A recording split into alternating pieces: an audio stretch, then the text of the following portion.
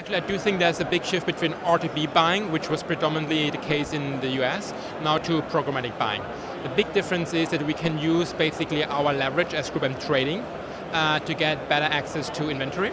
And then we can overlay it with our own data based on our own proprietary DMP. And I was just on a panel discussing with others about programmatic buying in the context of multi-channel.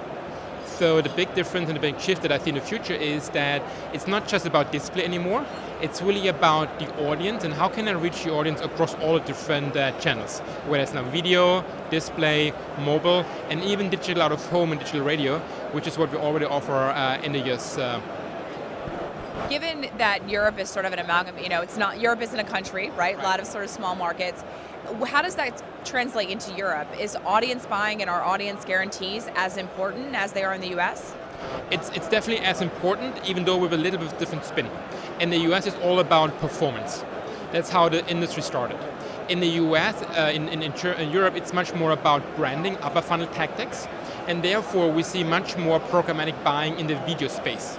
So for example, in Germany, our business is almost 70% video. In Spain, it's 80%, where we then use our data to really target video campaigns and really actually, basically create kind of an alternative to TV stations. Interesting. And so how do you think that's going to, as we're more and more able to do that and deliver that, how do you think that it's going to affect the shift of money into programmatic channels? We are slowly but gradually shifting more and more money in this area. And one of the key things really is that we have to have the same ways of how we measure the campaign's performance as we can do it in traditional media. So from our perspective, things like GRPs are super, super important. Or what we also do here in Europe, but now also in the US, is actually we deliver kind of incremental net reach. So the idea is who sees a TV ad and who does not see a TV ad, and can we then target those users who haven't seen a TV ad online, and by doing that actually then create incremental net reach. Right.